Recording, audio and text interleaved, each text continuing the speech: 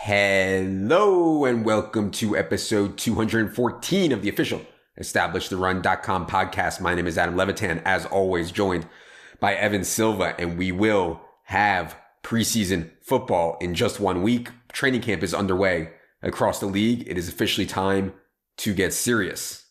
Last week, we did a player-by-player breakdown of round one. Got a lot of positive feedback on that. So today we'll be back to do a player-by-player breakdown of round two. Evan, happy training camp. How's it going? Yeah, 7 days away from the Hall of Fame game. Shit's starting to get real. So let's dive in. Yeah, and just real quickly on training camp, there's actual news coming out. I think there's a lot of fluff in training camp, but Michael Carter opening with the ones I thought was at least notable for the Jets. And we'll talk about all our early training camp takeaways next week for sure. Before we get into today's show, I want to remind everyone of two things. First, if you are into or want to get into the great game of preseason DFS, our content has launched. Our package is way too cheap, in my opinion, for how much work will go into this, but so be it. You have not lived until you've sweated a goal line touch from Tony Brooks-James with a Kia on the line, let me tell you. Also, I wanted to remind everyone this show is indeed brought to you by our friends at Underdog Fantasy. Best way to get ready for your season-long draft and for DFS season is to be in the real money best ball streets. Underdog for sure has the best ball platform. If you have our draft kit, you get free money on Underdog. Please take it from them. Go to the site, find the instructions. It's under the best ball tab on how to claim your free money.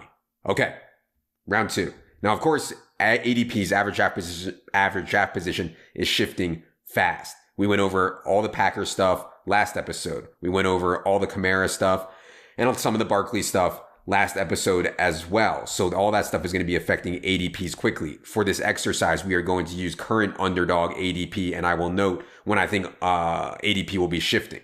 But we will start with the 13th ADP. In our 13th player in ADP on Underdog right now is Nick Chubb, 13th. Silva has Nick Chubb 18th. I have him 17th. We are below market on Nick Chubb. We've talked about this, Evan. Nick Chubb literally needs to average 6 yards a carry and needs to have like a league high TD rate to pay this off. He was only at 15.8 carries per game last year, only had 16 targets in 12 games. And I get the bull case for Nick Chubb. The top three offensive line, I think for sure. Elite defense. This team's going to score a ton of touchdowns. But you get into this outlier thing, man. Like, God, he needs to be a massive, massive outlier. And maybe he is, but it's not something I'm willing to bet on. So again, I have him 17th. You have him 18th. His ADP is 13th. Talk to the people a little bit about Nick Chubb. Yeah, and I think that Nick Chubb is the perfect example of a dude that is awesome in real life football and not quite as good in fantasy football. And that can kind of confuse people. Mm-hmm. I think that he's arguably the best pure rusher in the NFL. Last year, he led the league in yards after contact per rushing attempt. He was third in yards per carry. He was first in PFF's elusive rating metric by a massive margin over the number two guy.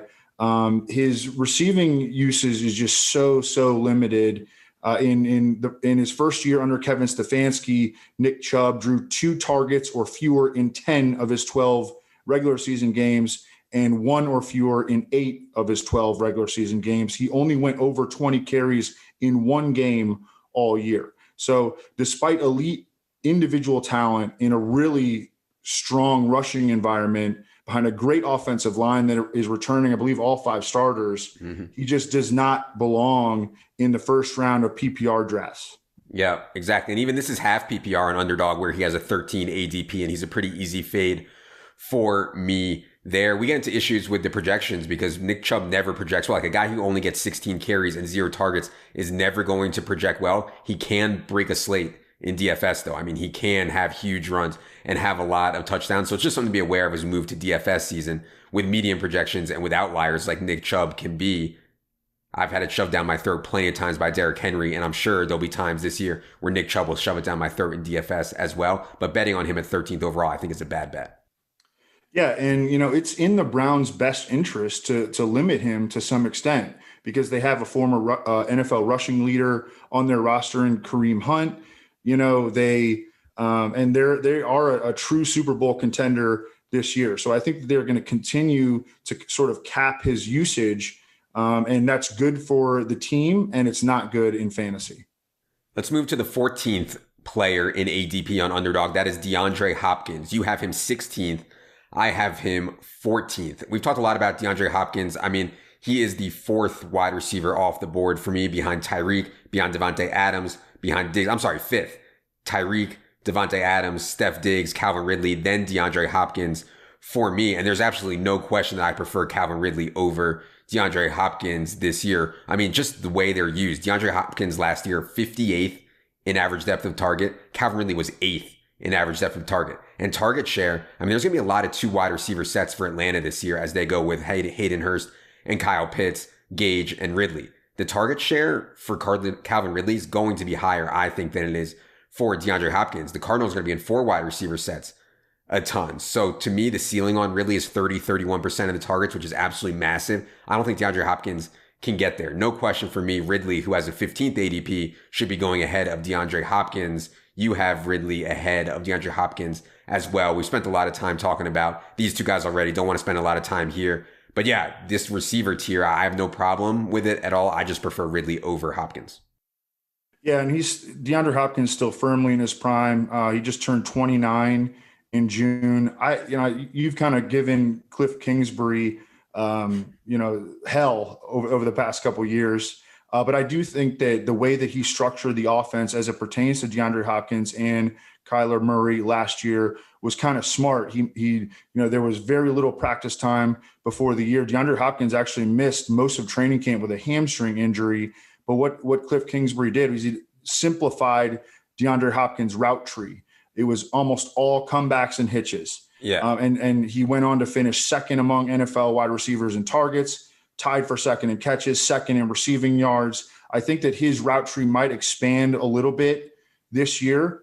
And to me, he is firmly in the first tier, but he is at the back end of the first tier among wide receivers. I mean, I know you want to defend Cliff Kingsbury. When you're throwing bubble screens to Larry Fitzgerald 6 and 7 times a game, it's just not going to work. And DeAndre Hopkins was never going down the field. It was a horizontal raid. And Kyler, I mean, credit to Kyler. Without Kyler, they would have been absolutely atrocious. But yeah, I mean, I hear you that it wasn't a great spot overall, but I can't let you slide on that Cliff Kingsbury did a good job. I can't.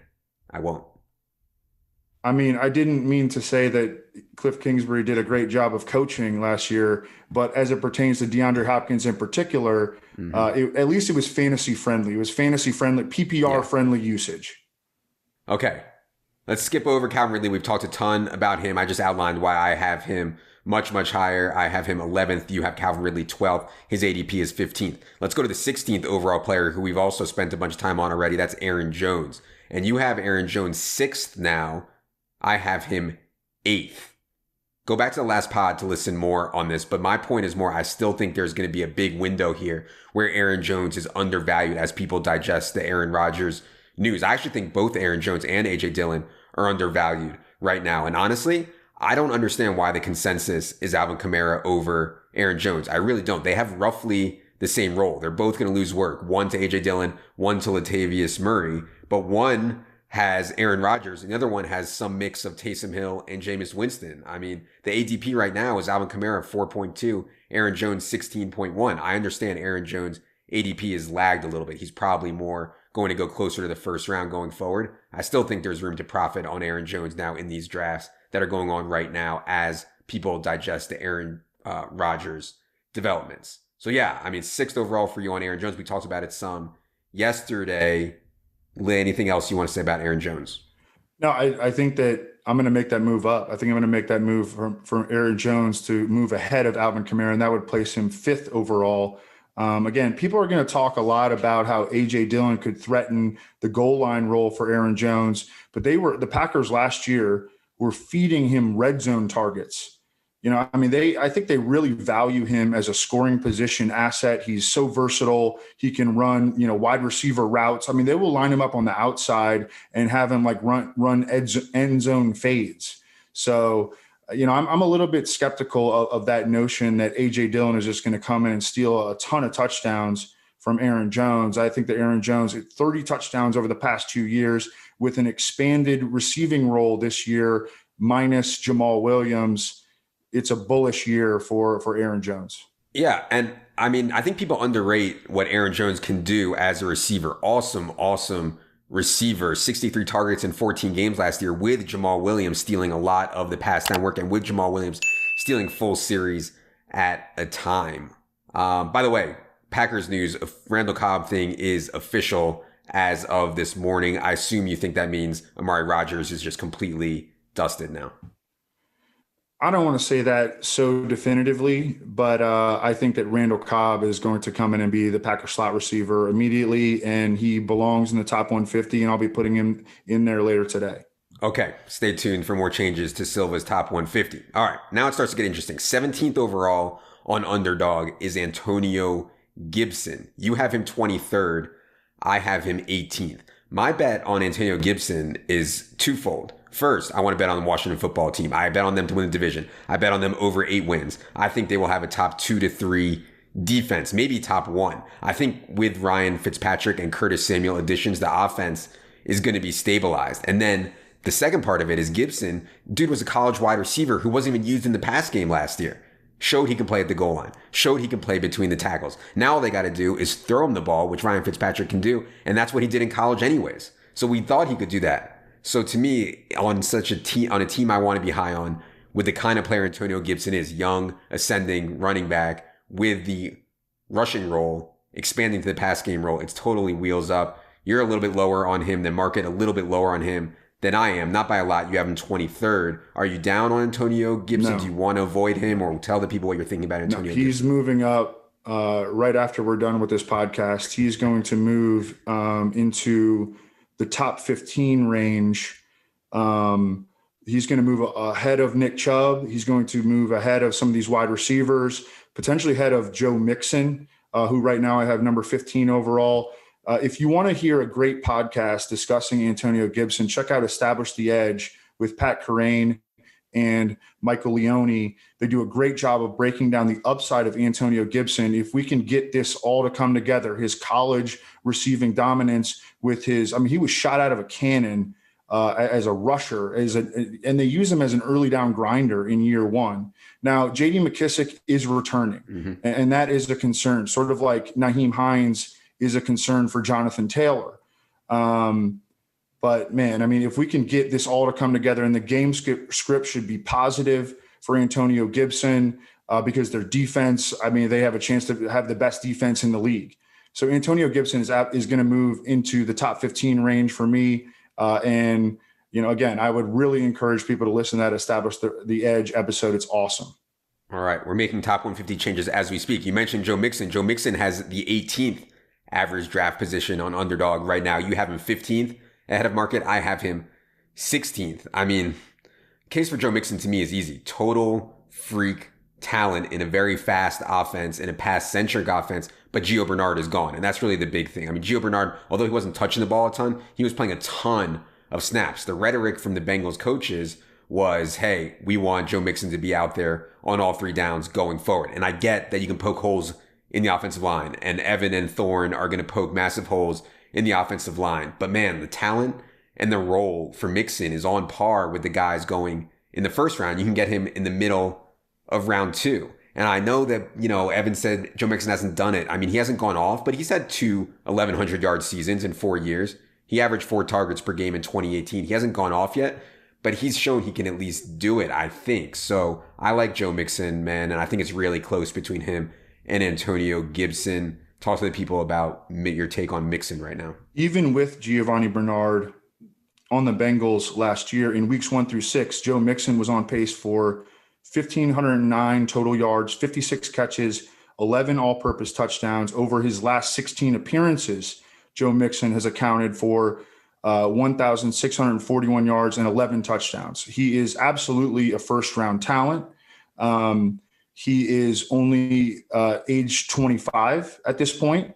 And, yet because he hasn't really done it for a full season, he's had like a great second half of a season where he led the NFL in rushing in 2019 over the second half of the year.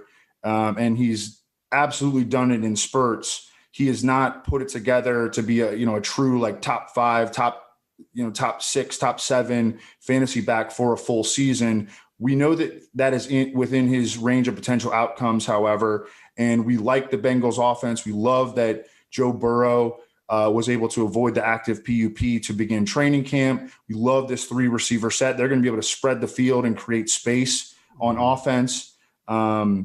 He's an exciting second round pick.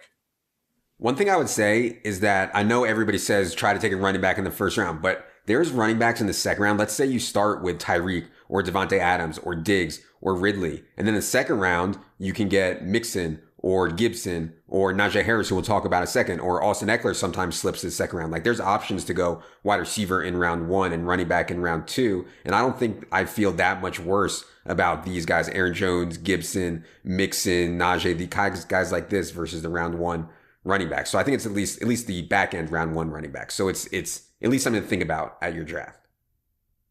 19th overall, DK Metcalf, total freak. DK Metcalf, you have him 21st overall. I have him 19th overall. I think there's a case to be made that the Shane Waldron thing is going to be really, really good for the Seahawks. I know Thorman thinks they're going to play much faster this year, which would be good. And just a more balanced route tree out of DK Metcalf. I know people, that's been the knock on him since the combine. He can't do anything except for run straight up the field. Well, I will see. I think they're going to try to ask him to do more. And so just a freak talent in a concentrated offense with the hyper efficient Russell Wilson. It's hard for me to see it going bad for DK Metcalf this year. I'm in line with ADP right at 19th overall. What do you think about DK Metcalf this year?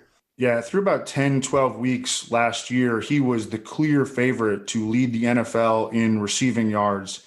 And then Seattle kind of took the air out of the ball down the stretch. DK Metcalf did come back to explode in the Seahawks playoff loss to the Rams. He went 5 for 96 and 2 touchdowns. He is locked into a huge role in a narrow target distribution passing game. I don't think we've seen the best of DK Metcalf yet. So I think he checks almost every box as a priority second round fantasy draft target this year. Yeah, love it. Okay. 20th overall is our first tight end, and that is Darren Waller. I think you were early on this. You had Waller over Kittle from the jump. The industry has caught up to it now. Now Waller is going well ahead of, well, not well ahead. He's going 4 to 5 spots ahead of George Kittle. I have Darren Waller 23rd. You have him 25th. Again, these are underdog ADPs. I think the elite tight ends are worth a little bit more in best ball than they are in managed leagues. But yeah, I mean, it's so obvious that Derek Carr does not do a lot of things well. One thing he does well is throw the ball in the middle of the field to Darren Waller. And they have done very little to add much around him. I think Henry Ruggs will be better. I don't think that John Brown's any real upgrade on Nelson Aguilar at this point. So to me, it's hard to see Darren Waller not having another 80, 90, 100 catch season. You've been on Waller above Kittle the whole time. Talk to the people about Waller. Yeah, I mean, just, as you kind of mentioned, just such a great stylistic fit with the way that Derek Carr delivers the football, where Derek Carr feels most comfortable delivering the football. Jason Witten retired. Nelson Aguilar is gone. I mean, last year, Darren Waller had 145 targets and 107 catches. And I mean, with these guys that have left, he can absolutely get back there, if not improve upon that insane volume that I think there's a gap between Darren Waller and George Kittle, and I think it's fairly significant. Mm-hmm. We'll get to George Kittle here in a second because his ADP has dropped out of the second round. We'll get to him at the very end. Controversial running back is the rookie Nanje Harris. I've seen people really high on him. I've seen people really low on him. His ADP right now is 21st overall. You have him 22nd. I have him 20th. Obviously, the big knock on Najee Harris is offensive line play, but plenty of running backs have succeeded with bad offensive lines. I mean, Christian McCaffrey hasn't had a great offensive line. Dalvin Cook hasn't had a great offensive line. James Robinson, David Montgomery last year, Antonio Gibson, Eckler. I think what we're going to have as Big Ben's arm deteriorates is plenty of checkdowns, and Najee's playing all 3 downs for sure. And then we're going to have a team that can threaten at least with their receiving core. And so Najee Harris is going to touch the ball over 300 times. And I hate to bet on quote unquote empty volume, but it's so hard to see him not touching the ball 18, 19, 20 times a game. So to get him at 21st overall, I am totally fine with it. Based on your ranking, it seems like you are as well. I assume you understand that the concern, I guess the only concern people really have is offensive line play, right? Yeah, and this draft pick, I think it was number 24 overall, at which the Steelers took Najee Harris. It was like mandated by ownership, Yeah. and ownership is really tight with, or the beat writers that cover the Steelers. They're like on the same page, and the beat writers were reporting that the Steelers were going to take him at number 24 overall. They did, and I think that what the Steelers envision from Nanje Harris is a role that mirrors Le'Veon Bell's from 2013 to 2017. Le'Veon averaged 24.9 touches per game during that period. That is insane volume. Najee Harris is built to be a bell cow at 6'2", 230. He's very experienced in the receiving game, especially for a big back coming out of Alabama. He caught 80 passes over his final 2 college seasons. So, we can be concerned about the offensive line all we want, but this guy's has a chance to get massive usage. And, we've been doing this a really long time, 15 years. And I think that at the end of the day, if a guy has a chance to get like 350 touches, you kind of ignore, these little nitpicks about the offensive line and things like that. You bet on the usage, and Najee Harris is going to be getting that usage. I mean, Mike Tomlin for a very long time preferred, one of the only coaches in the league over the last 5 years, really, who prefers to use one running back as much as possible. And so that's the way it's lining up right now with their depth chart. They're going to absolutely feed Najee Harris. I might even move him up in my rankings after we've talked about this. Like, I like Najee for sure. I definitely like Najee over CEH. CEH is going 22nd overall. You have him 24th. I have him 21st, but I'm like waffling a little bit when it gets to me on CEH because I've seen signs that the Chiefs aren't fully committed to him. And I know he was a rookie. I know it was a COVID year, but they used other guys who really couldn't play way too much for my liking last year ahead of CEH. But if they do commit to him, my God, wheel routes and the way he can be in the pass game with Patrick Mahomes, if they do commit to him, obvious first round ceiling. Where are you at with CEH? I don't think we've really talked about this one too much. Yeah, I think he's mainly a bet on the Chiefs offense, which, happens to be a pretty good bet. But, last year he really fell well short of fantasy expectations. He was by the end of draft season, he was like a consensus top 10 pick. Yeah. And then he dealt with a high ankle sprain, a hip injury. In the Super Bowl, he was outsnapped by Darrell Williams, 55% to 45%. And Clyde Edwards-Helaire does have real physical limitations. He's small. He's 5'7", 207. He's not fast. He ran 4.60 coming out. But, I think that just betting on the offense is really what you're getting at here with CEH. And I think that, even with Darrell Williams coming back, his competition for touches is pretty minimal in Kansas City.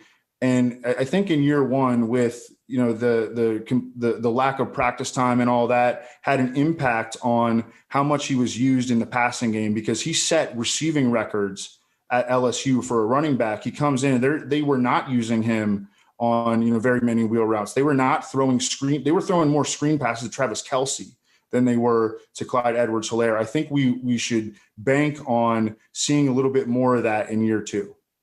They did sign Jerick McKinnon in the offseason, and so we'll see what happens to Jerick McKinnon. He's struggled to stay healthy, but I think that most likely McKinnon's going to make the team, I think, and that would have an impact if he plays, obviously, on CEH. Yeah. So, yeah, not even a question for me that I prefer Najee over CEH. Obviously, fading Chiefs is very, very scary, though.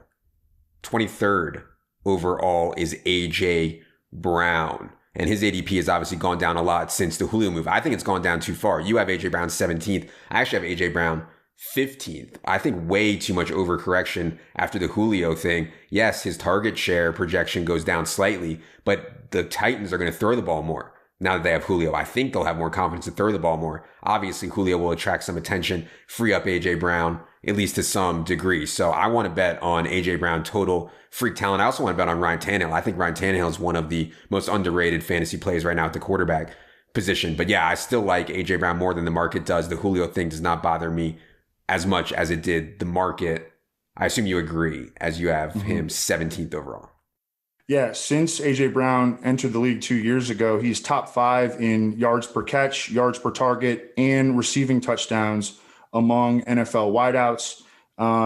I think that the Titans might throw 100 more times or 150 more times than they did last year. They're going to be really bad on defense, and they're changing coordinators, and I'm not sure they're going to be quite as committed to the run game this season.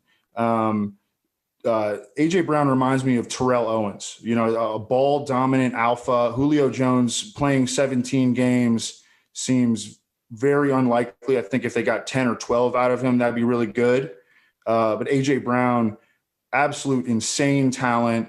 And I'm surprised that his ADP is actually dipped almost almost into the third round at this point.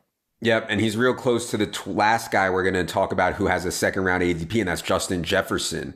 I mean, you have Justin Jefferson 19th. I have him 22nd. ADP is 24th. What Justin Jefferson did as a rookie, I don't think people understand how rare it is for a rookie wide receiver to come in and do that. Just an absolutely outrageous season for Justin Jefferson. Adam Thielen is now a year older. I still like Adam Thielen, but Adam Thielen is a year older. Justin Jefferson has a year under his belt. The offensive line, I think, will be better this year. And I think there's reason to think Justin Jefferson is just like a total freak outlier. And so I want to be a little bit above market, at least on Justin Jefferson, but still for me behind AJ Brown. You have it pretty similar where you have him behind AJ Brown as well. One of the great things about Justin Jefferson, who I compared to Michael Thomas coming out of LSU, is that he can win inside and out. He was a slot receiver his final season at LSU, a dominant slot receiver. But as a rookie, he was a big play wide receiver. Only DK Metcalf, Tyreek Hill, and Calvin Ridley accumulated more yards on 20-plus yard downfield passes than did Justin Jefferson. Justin Jefferson wasn't even a starter to begin the year. He was behind BC Johnson on the depth chart throughout training camp. In weeks 1 and 2, they unleashed him. In week 3, he went on to break Randy Moss's NFL rookie record for receiving yards, finished number 2 among NFL receivers behind only Devontae Adams in yards per route run. So, I mean, just the trajectory right here looks really, really hot for Justin Jefferson. Yeah, certainly no problem there. And when I get early picks, I end up I've had a lot of drafts start McCaffrey or Dalvin, and then Waller and Jefferson at the 2-3 turn. And I feel really good about that, especially in best ball. Last thing I want to mention here is George Kittle. You notice that George Kittle's ADP has fallen out of the second round. George Kittle has a 25 ADP right now. I'm a little higher on George Kittle than you are. I have him 24th.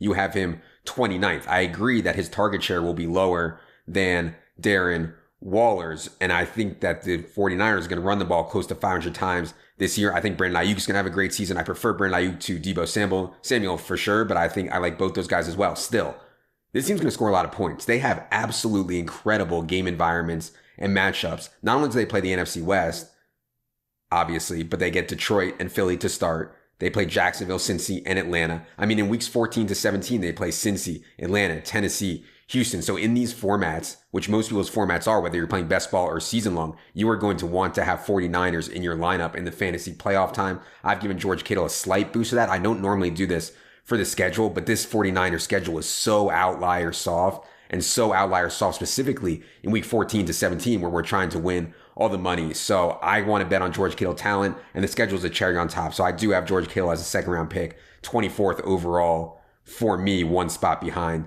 Darren Waller. You have him 29th though. Yeah, George Kittle was essentially hurt for almost the entirety of last season. In week 1, he had an MCL sprain. Week 8, he broke a bone in his foot. He still led all NFL tight ends in yards per route run. He matched his previous career high in yards per target. And I mean, he's just such an efficient player. I think pound for pound, he might be a top 5 just NFL player across the entire league.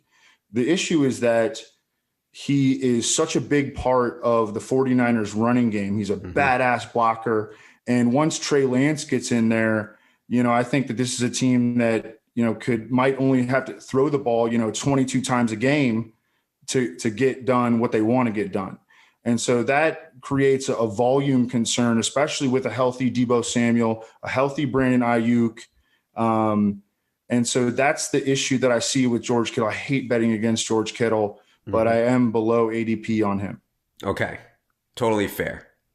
That's going to do it for this round 2 player by player breakdown. Hope you all enjoyed it. We'll be back on Friday with Matt Harmon to do some deep dives on wide receiver outlooks this year. In the meantime, Evan's going to be updating his top 150. Be sure to head to the site to check that out. It's part of our draft kit, which once again is just $34.99. For producer Luke, for Evan, I am Adam. Good luck, everybody.